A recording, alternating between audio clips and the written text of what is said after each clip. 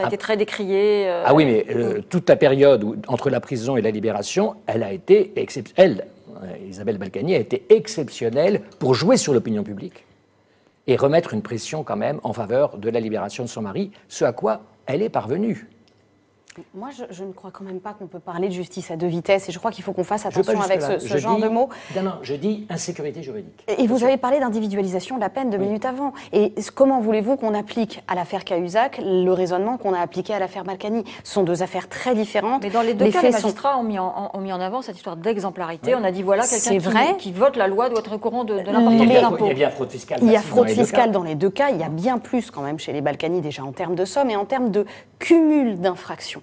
Et c'est vraiment là-dessus que la peine a été difficile et lourde, mais on ne peut pas reprocher ça à une juridiction, je suis désolée, notamment sur la fraude, c'est l'une des seules infractions qui peut être à la fois pénale, fiscale, sociale, et qui peut donc aller devant différentes juridictions.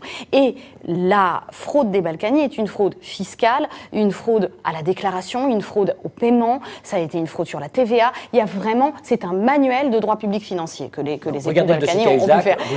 Vous avez fraude fiscale, compte à l'étranger, non-déclaration de patrimoine, enfin vous en avez un paquet. C'est vrai, mais je ne crois pas que l'exemplarité de l'un ne soit pas l'exemplarité de l'une et de l'autre. Je pense justement que sur ces deux affaires, on a eu des sanctions qui ont été relativement lourdes parce que ce sont des élus de la République. Et je crois qu'au contraire, on a pris en compte le fait que les époux Balkany sont âgés. Et je crois que vous avez tout à fait raison de dire que la première peine, quand il s'agit de le mettre physiquement en prison, était sûrement un peu excessive. Aujourd'hui, la décision qui est rendue en appel est justement bonne parce que, alors voilà, on est d'accord. À nouveau un consensus. Marie Vizot, est-ce que cette question d'exemplarité pour vous est... Je parlais vraiment de la première peine. D'accord.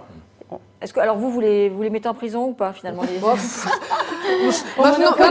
le monde a dit des choses très intelligentes, donc moi je vais dire que je ne... Alors, non, je pense qu'il faut bien plus, alors je ne suis absolument pas juriste, mais il faut bien plus jouer sur l'inéligibilité de ces gens pour qui c'est toute la vie. La politique, la vie publique, c'est toute leur vie. On les prive de ça. C'est l'argent public en plus. Et on les prive de ça, on les prive de tout. Moi, après, je ne les mets pas en prison. Je n'excuse pas ce qu'ils ont fait, mais je ne les mets pas en prison. Les prisons sont pleines, accessoirement. Ils ne sont pas en bonne santé. Il faut les mettre dans des quartiers VIP, ça coûte une fortune.